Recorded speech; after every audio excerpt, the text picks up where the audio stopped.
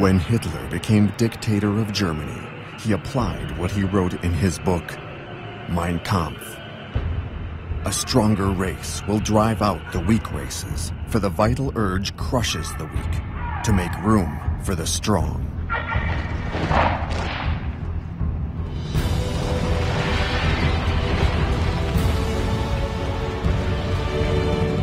How did Hitler manage to take power and become the supreme leader, the Führer?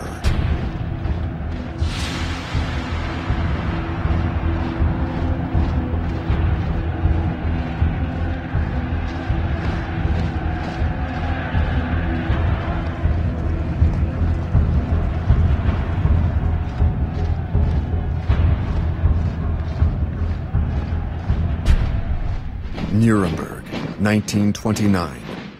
The Nazi Party Congress is the real beginning of what German playwright Bertolt Brecht will call the resistible rise of Adolf Hitler. The devastating new economic crisis originating in the United States has caused havoc throughout the world, particularly in Germany.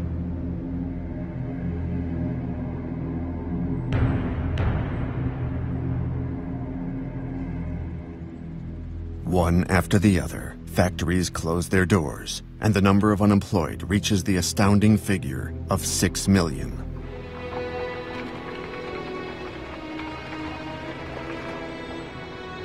Out of despair, many Germans turn to the Nazis, or to the communists, who also have their paramilitary troops, complete with uniforms.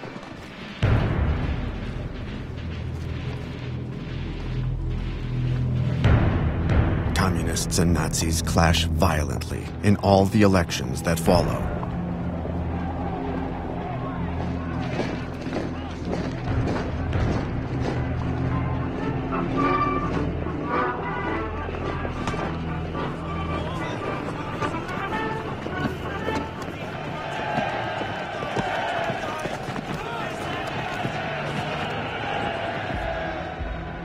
Hitler provokes disorder, while at the same time claiming to be the only man capable of stopping it. This tactic of blackmail proves effective. Hitler rallies the small business owners and homeowners to his cause by denouncing the threat of the Red Plague, the egalitarian Marxists, who also strike fear into the hearts of the peasantry.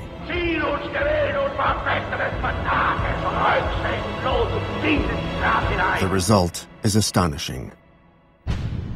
100 elected Nazis enter the Reichstag, the German parliament. Hitler is now the leader of the country's second political party, after the Social Democrats. Yet the upper classes, who despise Hitler, aren't particularly worried. Stefan Zweig wrote, "To them, power had always been the reserve of the barons, the princes, and those with a university education. Nothing blinded the German intellectuals as much as pride in their culture."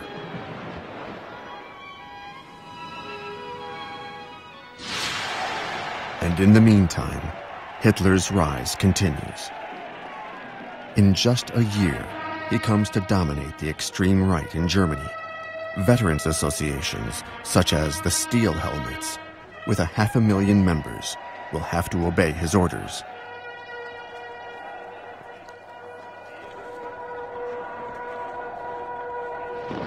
Behind his domineering posturing, Hitler hides a terrible secret.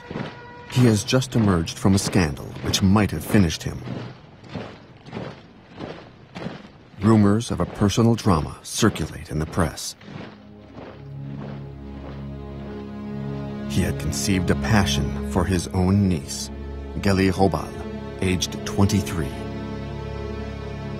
He loved her irrationally, possessively. She has just committed suicide. She was living with him in his Munich apartment. She confided to a friend, "My uncle is a monster. No one could imagine what he demands of me." She wanted to leave him, and now she is dead. a press campaign is launched against him, accusing him of sexual perversion and even of having Gelli murdered. Extremely depressed, Hitler threatens to kill himself as well. His worried entourage decides to act. His photographer, Heinrich Hoffmann, introduced him to one of his secretaries. She resembles Gelli. Her name is Eva Braun. She's 19 and already quite worldly. She fits the bill. She's captivated by the Nazi Party leader's popularity. Hitler will make her his new shadow mistress. He declares himself a bachelor married to Germany to gain the sympathy of female voters. German women already have the right to vote, thanks to the feminist movement. Eva Braun is above all a sports enthusiast. She dreams of becoming an actress and starring in Tarzan movies in Hollywood. At her side, Hitler recovers his combativeness as a political animal at a time when the end of the mandate of Germany's President Hindenburg is drawing near. Hitler is among the candidates to succeed him in 1932. Hardly 10 years after his attempted putsch and incarceration, Hitler is on the verge of becoming president of Germany. Germans are subjected to an intensive poster campaign. Nazi propaganda chief Joseph Goebbels says, "Let us be grandiose." He devises an ultra-modern election campaign using airplanes, a European first. The largest commercial plane of the time is provided by the director of Lufthansa Airlines, who isn't adverse to this free advertising opportunity.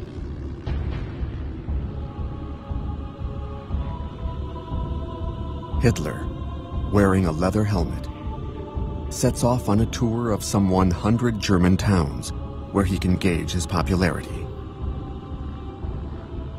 His pilot, Hans Bauer, recalled, "We flew in all kinds of weather, even in storms. Canceling a rally was out of the question. People ended by losing their fear of flying." Hans Bauer's conclusion?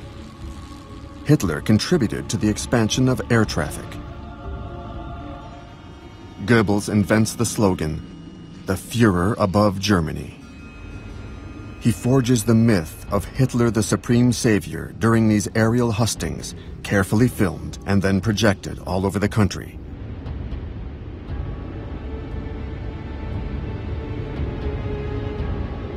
But Goebbels cannot relax yet. The campaign costs a lot, and the industrial barons are still wary of Hitler's violent methods. The Nazis must charge everyone who comes to listen to Hitler the equivalent of €1. This doesn't discourage them. On the contrary. A witness, von Spaun, describes his reaction.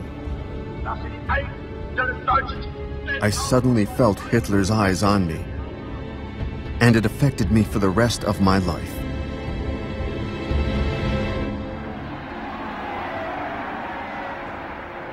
A week before the presidential elections, Hitler brings together 100,000 Berliners, sick of the traditional parties, who seem incapable of facing the crisis. 20-year-old Jutta Rüdiger is in the crowd. "I can't explain the state that unemployment plunged us into. We really thought that Hitler alone could get us out of that misery." Sie reden nicht von den Zehntausenden, die Jahr für Jahr den Gashahn aufdrehen, nicht weil es ihnen zu gut geht. With his pseudo-social discourse, Hitler becomes a serious candidate for the presidency. The press have a field day. On the right, Hitler is seen as the prototype of the political adventurer. On the left, the insults are more personal. Hitler is described as a pansy, a half-mad cheater, a vain charlatan, a fake tough guy with a rhinoceros hide riding crop.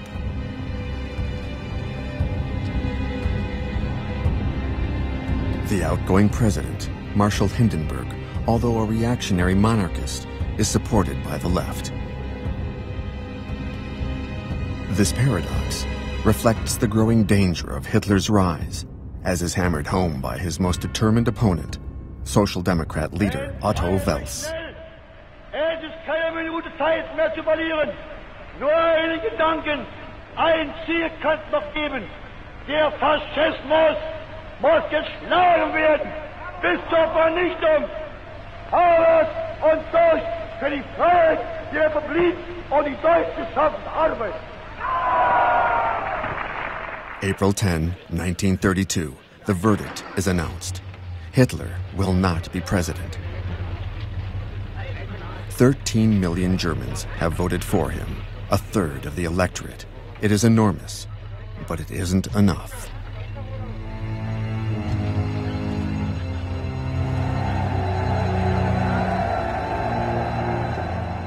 Hindenburg, re-elected thanks to the Social Democrats, wants to be free of his dependence on them. He instigates a new election. And Hitler, continuing his resistible rise, starts campaigning again. As he gives 5 speeches a day, his entourage is reeling. One of his intimates says, "We were like seconds who have to get their boxer back into shape between rounds." But Hitler feeds off the crowds. He's carried away by his own virulence. Die Gegner werfen uns Nationalsozialisten vor und mir insbesondere, dass wir intolerante, unverträgliche Menschen seien. Wir wollten, sagen sie, mit anderen Parteien nicht arbeiten. Die Herren haben ganz recht. Wir sind intolerant. Ich habe mir ein Ziel gestellt, nämlich die 30 Parteien aus Deutschland hinauszufegen. For Hitler, the first party to eliminate in the 1932 election campaign is the Communist Party. The stormtroopers are given the task. They are now 400,000 strong. They finance themselves, paying for their own uniforms and equipment. One of them, Wolf Teubert, works in a delicatessen in Hamburg. He is ready to join his motorized unit at a moment's notice. He states, "I had only one thought, to risk my life for Germany." The humiliation of the Treaty of Versailles had made me a passionate defender of Hitler.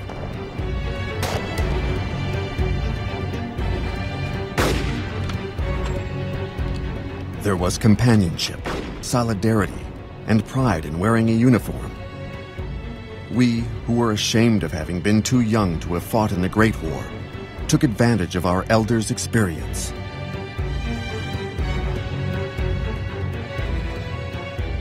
Goebbels concocts an idol to inspire them. Horst Wessel, a petty crook from Berlin who became leader of an assault brigade. Killed by the communists a year earlier, he was made the Nazis' token martyr. Speaking at his elaborate funeral ceremony, Goebbels had compared this man's sacrifice to Christ's. He had these images filmed to depict Nazism as a devotional practice like Christianity. He had original music commissioned for what he called the last poem of the dead SA member, and made it the official anthem of the Nazi Party, the Horst Wessel-Lied, the Song of Horst Wessel, the Credo of Violence.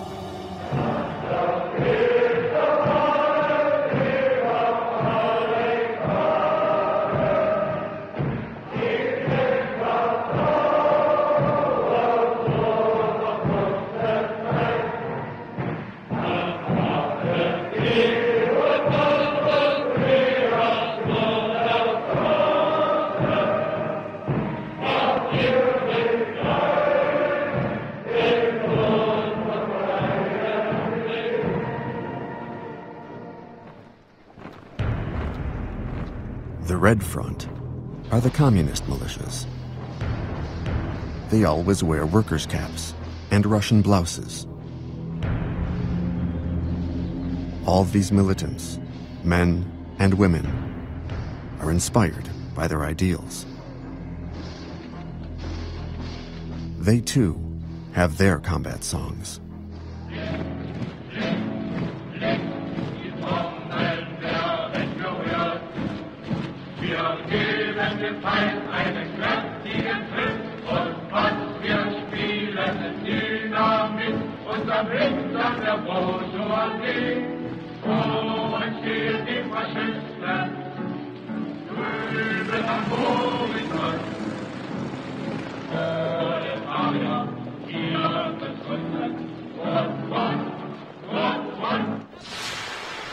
July 1932, the bloody summer of the election campaign.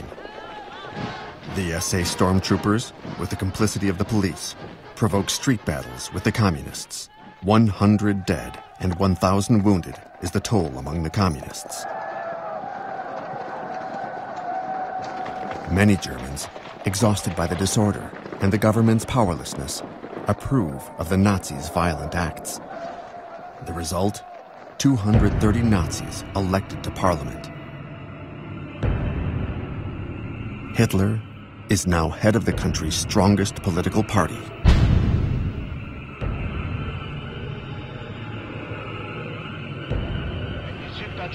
Power is within his reach for the first time. Quickly, however, euphoria gives way to disappointment. President Hindenburg refuses to name him chancellor, head of the government. Hindenburg tells Hitler, "Before God, my conscience, and the fatherland, I cannot hand over power to a party as intolerant as yours."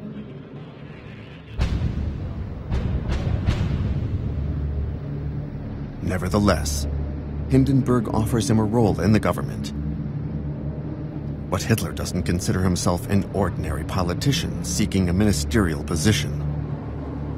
He wants all the power to establish a totalitarian state. In a few weeks, Goebbels, the head of the vast Nazi parliamentary group, succeeds in paralyzing democratic procedure. No majority can be formed. Now, Goebbels, smiling the malicious smile of his evil deeds, announces, "It's high time to dissolve this assembly, which no longer reflects the will of the people." Ich halte diesen Reis dafür vollkommen überfällig und bin der Überzeugung, dass aufgelöst werden muss, weil nicht mehr dem Willen des Volkes entspricht. Another election has to be called, the third within a year. It will take place in November. Hitler sees it as another chance to make gains. Die Energie und die Zähigkeit gehabt, von den damaligen 1000 Mann vor 10 Jahren bis heute 14 Millionen zu machen. Und ich werde aus den 14 Millionen die 20 und die 30 Millionen machen.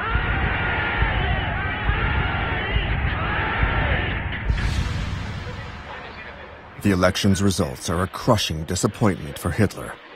Surrounded by his personal SS guards, he broods over his failure. He has lost 2 million voters and 40 seats.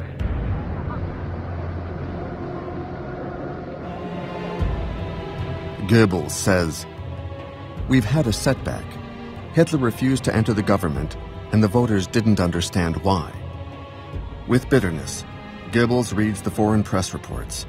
The London Daily Herald writes, "Hitlerism as a political force is dead." The French daily, Le Populaire, edited by eminent socialist Léon Blum, headlines an article, "The End of Hitler." But no. 3 months later, Hindenburg, still facing the impossibility of forming a majority, finally names Hitler Chancellor of Germany.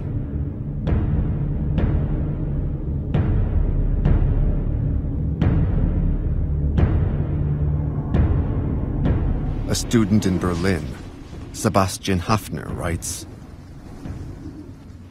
"I've just heard the news. I'm frozen with terror. For an instant, I can physically smell blood and mud. I see something dangerous. like the big, dirty paw of a predatory animal raking its claws over my face. To achieve his end, the wolf disguises himself as a lamb. Hitler reassures Hindenburg by asking for only 2 ministerial portfolios for the Nazis.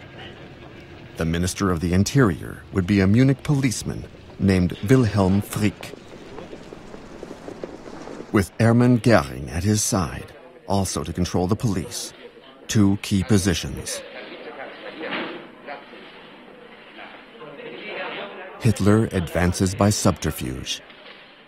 His aim is to show that the most important ministerial positions have gone to a conservative, Franz von Papen, a former chancellor, and to the strong man of the extreme right, Alfred Hugenberg, Minister of the Economy and Agriculture, an aggressive and authoritarian hardliner. Hitler calls his government the Cabinet of National Concentration to make it sound like a nationalist coalition rather than a predominantly Nazi government. This very reactionary body believes it can control Hitler.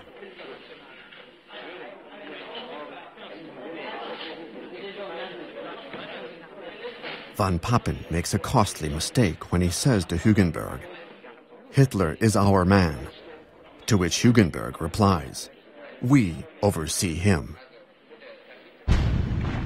That very evening, January 30th, 1933, in Berlin and all the other large German cities, Goebbels organizes a torchlight parade of the Steel Helmet Veteran Group, the SS, and prominently, the SA Stormtroopers.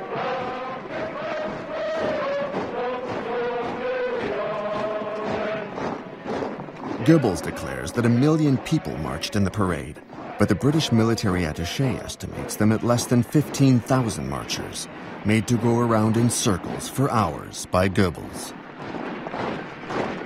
They pass under the windows of the 85-year-old President Hindenburg, who, believing himself in Verdun in 1916, says to his aide, "Our men are parading well. They've taken many prisoners." Hitler, at the Chancellery, receives a frenzied tribute. Louise Solmitz, a Berlin schoolteacher, says, "It was drunkenness without wine." She adds, "I heard people shouting, 'Death to the Jews! Jewish blood will gush under the knife.'" Goebbels concludes, "It's like a fairy tale."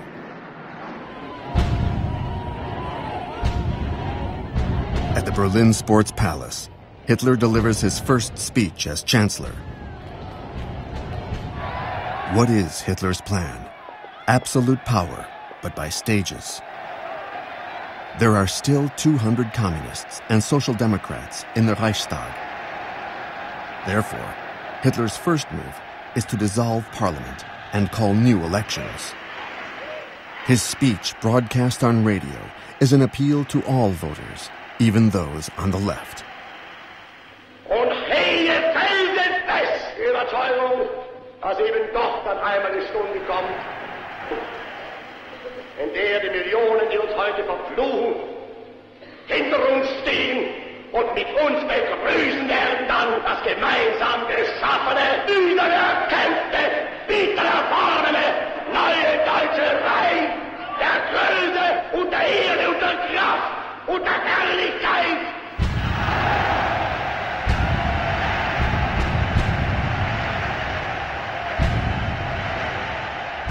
With this relatively conciliatory speech, Hitler continues to advance wearing a mask.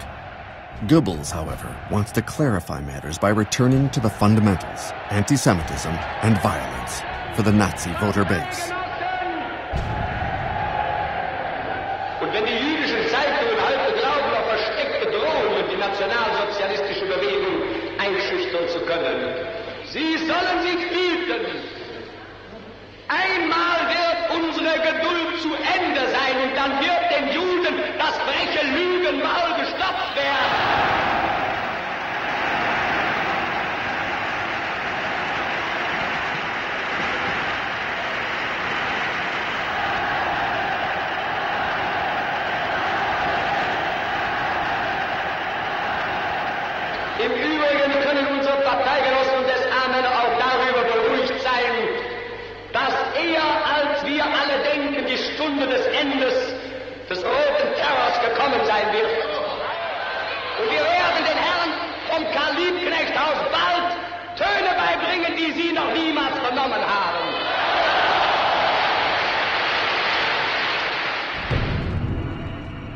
Only 2 weeks later in Berlin, the Great Reichstag, the German parliament building, burns down in the night.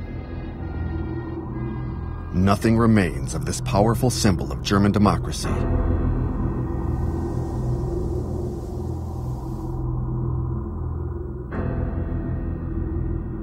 The investigation carried out by the police under Göring incriminates a 24-year-old Dutch communist named Marinus van der Lubbe, suspected of a heavy record of arson. Quickly found guilty, he is guillotined. Who will profit from this crime? The Nazis. Hitler and Göring raised the specter of a red plot.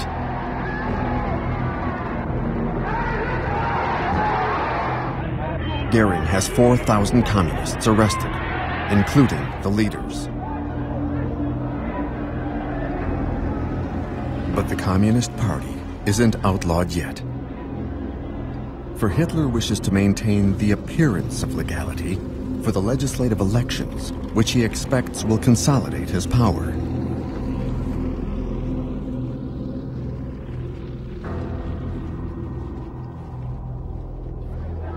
The Germans, fed up with election campaigns and disorder, see renewed action by the stormtroopers throughout the country to protect the population from communist attacks, as the Nazis put it. There are over 1 million stormtroopers. Now armed, they have the status of auxiliary police officers. All over Germany, they take up positions in front of the headquarters of leftist parties and workers' unions. Again, they will foment violence, while Hitler continues to play the electoral card to reassure an increasingly exhausted President Hindenburg.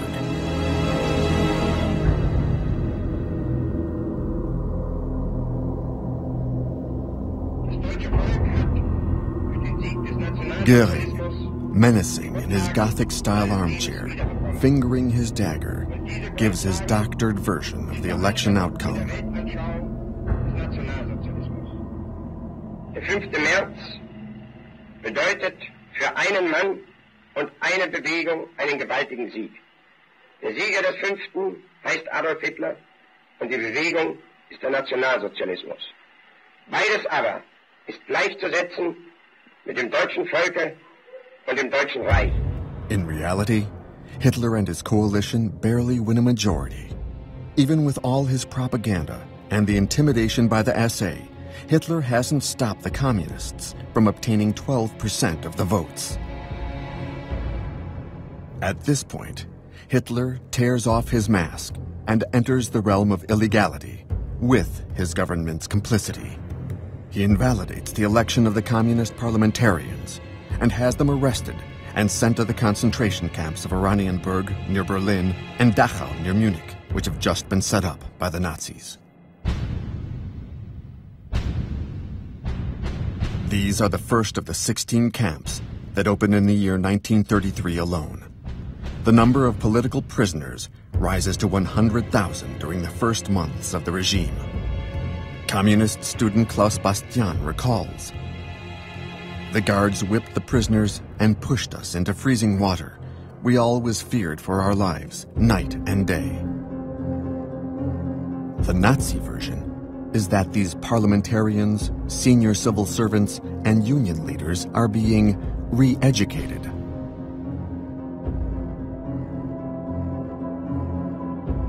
The baleful shadow of dictatorship spreads over Germany. Since the Reichstag has burned, Hitler stages the new parliament in the Royal Opera House, surrounded by the SA, and demands unlimited powers. The communist members are gone, most of them to the camps. The 94 Social Democrats who are still present will summon the courage to vote against Hitler. They too will be arrested and sent to the camps, or forced to flee the country. 441 members from the extreme right to the Catholic center listened to Hitler's long, rambling speech intended to bolster the people's illusions. As always, he promises the earth, the end of unemployment, relief for peasant farmers, respect for the law, and above all, peace. the assembly votes its own demise by granting Hitler full powers for 4 years.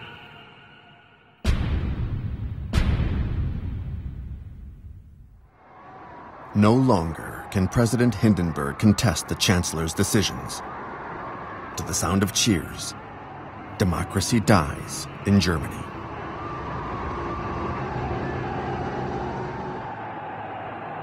The fact that Hitler, whose power is based on anti-Semitism, now leads one of the world's most advanced industrialized countries, is seen as a universal threat.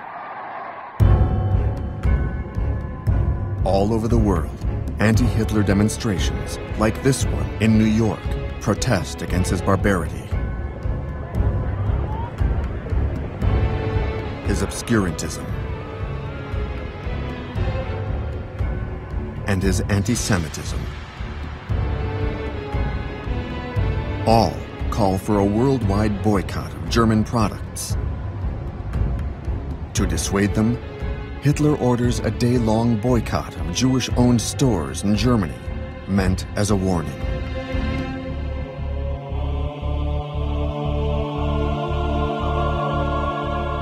An amateur filmmaker, with the assistance of his wife, tests the determination of the Nazis posted in front of Jewish-owned businesses.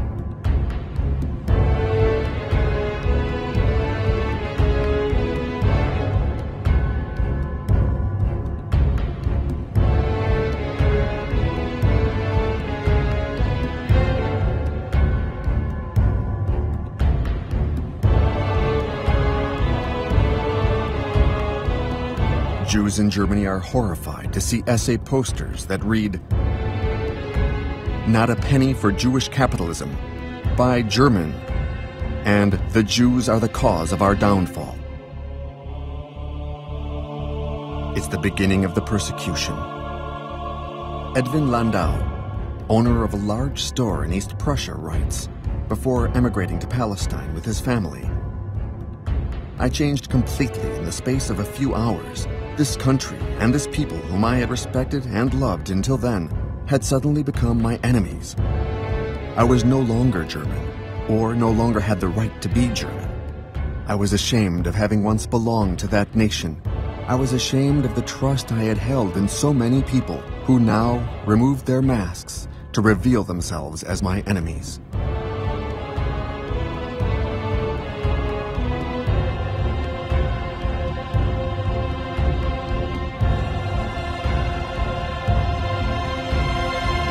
Anti-Semitism had contaminated the universities. Nazism is perverting people's minds, turning them against modern culture, imposing an intolerant sectarian ideology that will lead the students themselves to burn books. With the help of school children and directed by stormtroopers all over the country, they gather works from libraries, bookstores, and publishing houses that reflect what Hitler terms an un-German spirit. On the Nazi blacklist are authors Karl Marx, Sigmund Freud, Stefan Zweig, and 300 others, mainly Jewish or communist writers. 12,000 titles are condemned. Hundreds of thousands of copies must be burnt, and the stormtroopers prepare the pyres.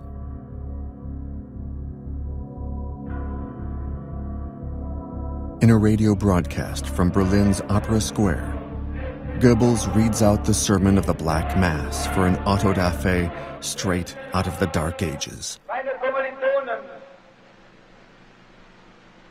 deutsche Männer und Frauen, das Zeitalter eines überspitzten jüdischen Intellektualismus ist nun zu Ende. Und der kommende deutsche Mensch wird nicht nur ein Mensch des Buches, sondern auch ein Mensch des Charakters sein.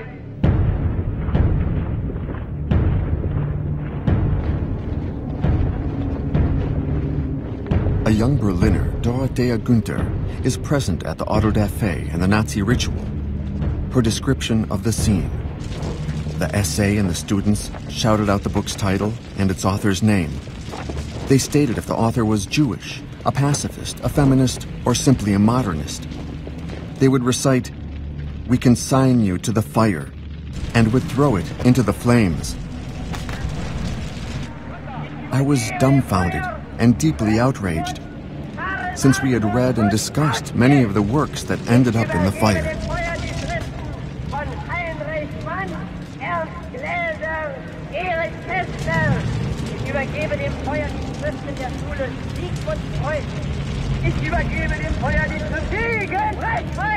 French socialist leader Léon Blum wrote, "What was needed in Germany was for the communists and the Social Democrats to fight together."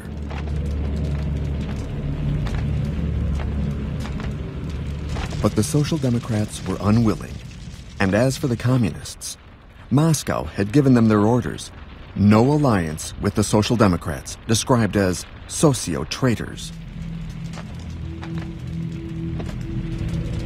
Stalin's suicidal orders were a gift to Hitler.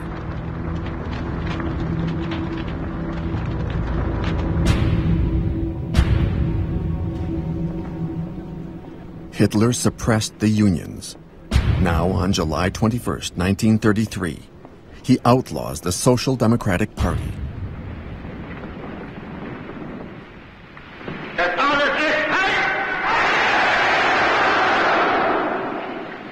Die große Zeit ist jetzt angebrochen. Deutschland ist nun erwacht. Die Macht haben wir nun in Deutschland gewonnen. Nun gilt es, das deutsche Volk zu gewinnen. The German people, for their part, can go on vacation. Henceforth, the Nazi Party is the only legal party.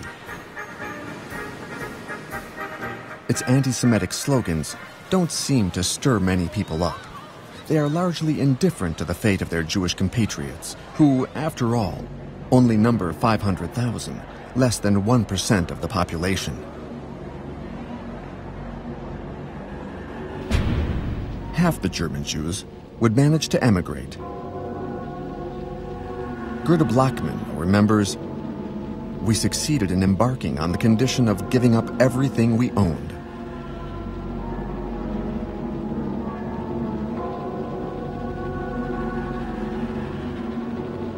The poorer German Jews would be stuck in Germany. They would be deported to the eastern ghettos, then exterminated in the camps."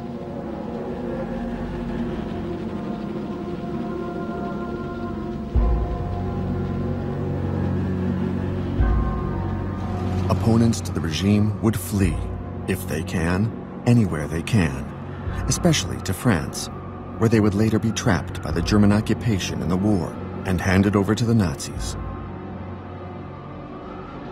Many of those who cannot leave in time or who choose to stay to carry on the struggle would be captured and martyred in the camps.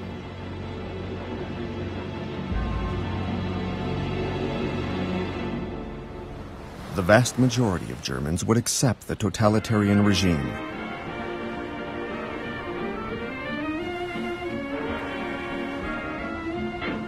Some would begin the day by hoisting the swastika flag, Germany's official emblem.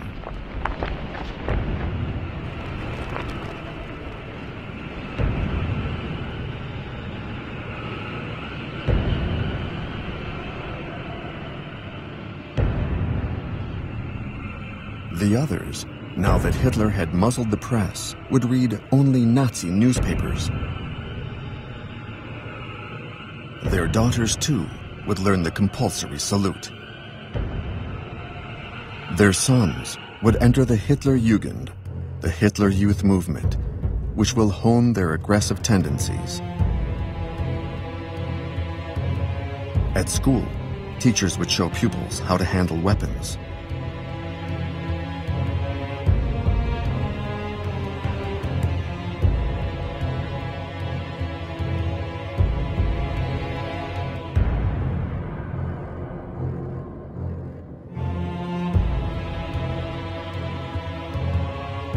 Teachers would have to use down-to-earth, Nazi-sanctioned examples in math class, such as, how much does a pupil cost?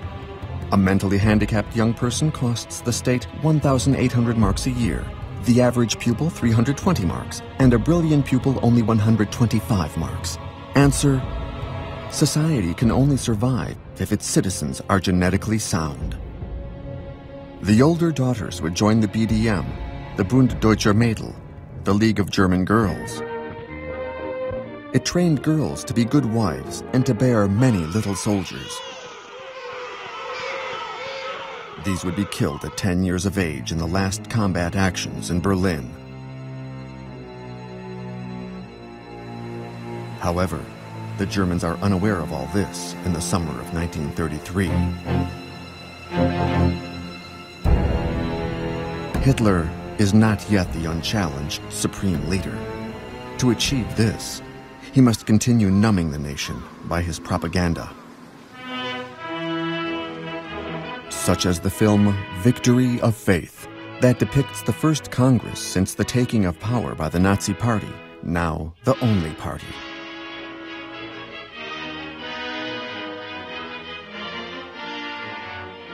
Hitler is well served by the talent of the young director Leni Riefenstahl, who charms him with her energy and beauty.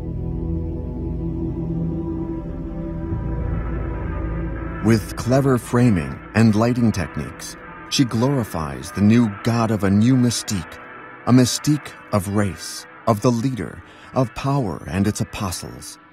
Like the most loyal of the loyal, Rudolf Hess, one of the writers of the anti-Jewish laws. Like Joseph Goebbels, under whom propaganda has become an important ministry. Like Hermann Göring, who will resuscitate German aviation. And like Ernst Röhm, head of that horde of fanatics, the stormtroopers. Nothing gives cause to suspect that this film would be banned a year later, because Röhm, even though he has been Hitler's accomplice since the failed putsch of 1923, will be denounced as a traitor. Perhaps because he is too close to Hitler, or because the SA is too big. With 2 million members, it is a force that rivals the army. Hitler, to gain the army's support, will bring them into line and eliminate Röhm.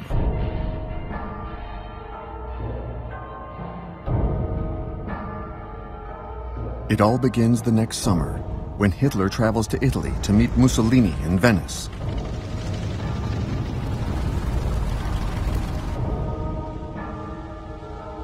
Hitler is impressed by his elder counterpart, his role model. He's seeking Mussolini's approval for his plan to annex Austria. Mussolini refuses. He doesn't want Germans gathering on his borders. He doesn't warm to Hitler, saying, "He makes me think of a talkative monk." He takes him on a tour of Venice, pointedly starting with his battleship fleet, while Hitler has no naval force. Hitler returns to Berlin, mortified. He understands now that until he rebuilds the armed forces, he won't be able to carry out his plans.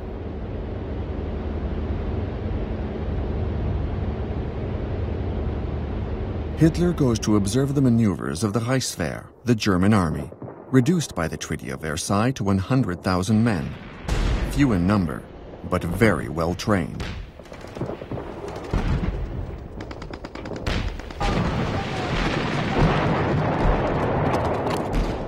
Hitler knows that to wage war, he needs generals, admirals, competent officers, strategists, and trained specialists. He's always promised to free the army of the straitjacket of Versailles and to restore its troop and weapon strength. But the generals want more, in particular to get rid of Röhm and his stormtroopers, who are in a position to supplant the army.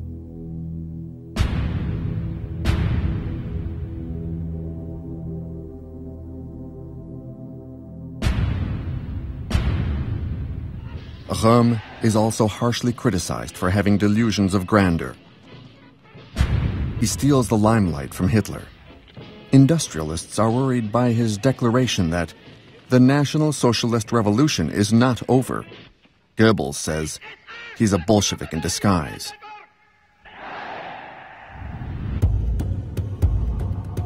They've been partners in crime for 15 years, but Hitler's decision is firm: to eliminate Röhm, under the pretext that he has planned a coup d'etat. Hitler chooses his executioners: Himmler, head of the SS; Heydrich, head of the Gestapo; Sepp Dietrich, a former butcher who heads the Führer's bodyguard. Between June 30 and July 2nd, 1934, a period that Hitler calls the Night of the Long Knives, the SS murders Röhm and 85 other potential opponents and embarrassing witnesses of Hitler's past.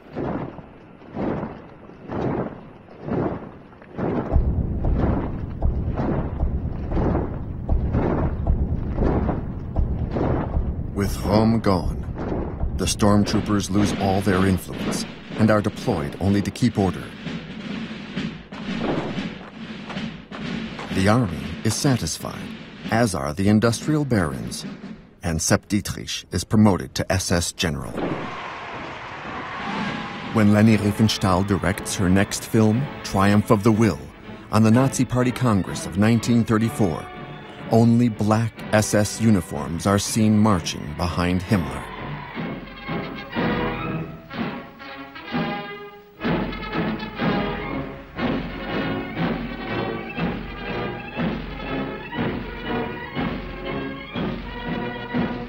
Hitler is now alone at the top of the pyramid.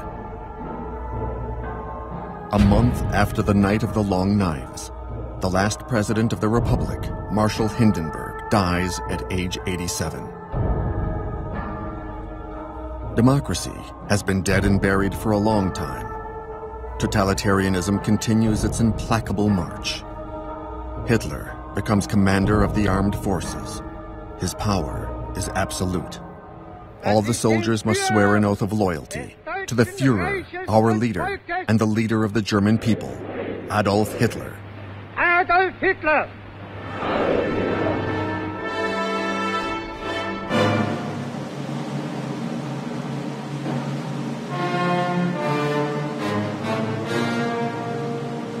Hitler attends the Bayreuth Festival to enjoy the music of Wagner, his favorite composer.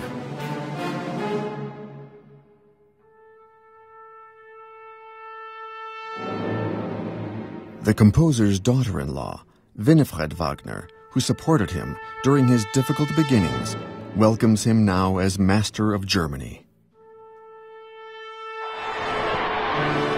Hitler can now look back at how far he has come.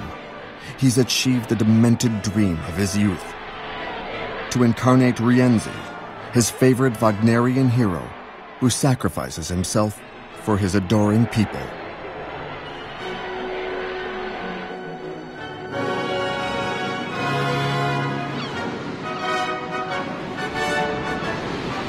Like Siegfried, he sets sail on the North Sea pursuing his fantasies, accompanied by those who created him, but who can no longer control what has become the Golem, the legendary creature of clay who blinds human beings by his hellish power.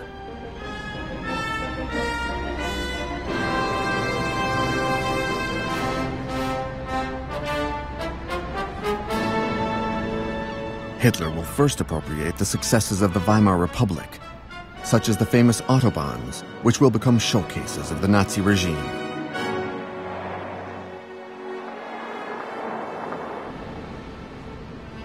Then, Hitler will strike by passing the Nuremberg race laws.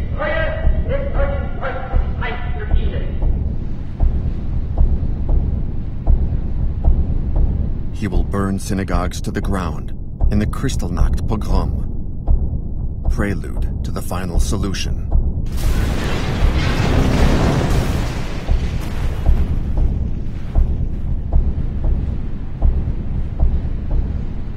He'll violate the Treaty of Versailles by reoccupying the demilitarized zones of 1919.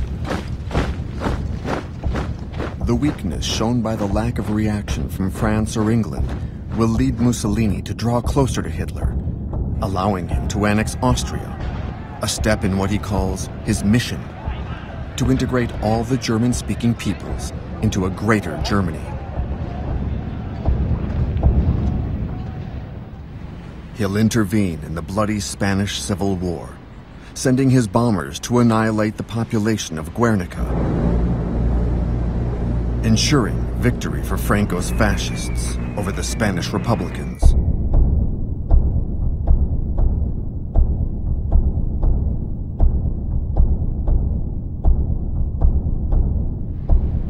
He dreams of a great army, like Napoleon's, one he will lead to Moscow.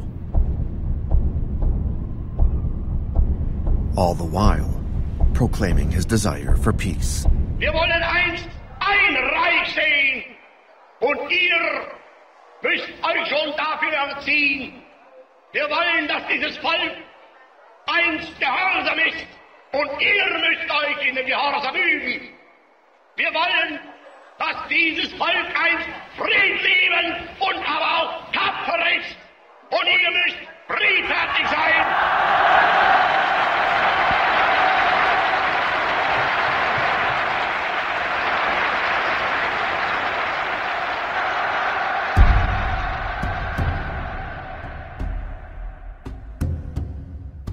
The Germans, drained by bombastic speeches and showy demonstrations, will lose contact with reality. When Germany is ready, Hitler, obstinate and ferocious, will drag it and the world with it into a long night, peopled by the ghosts of over 50 million dead.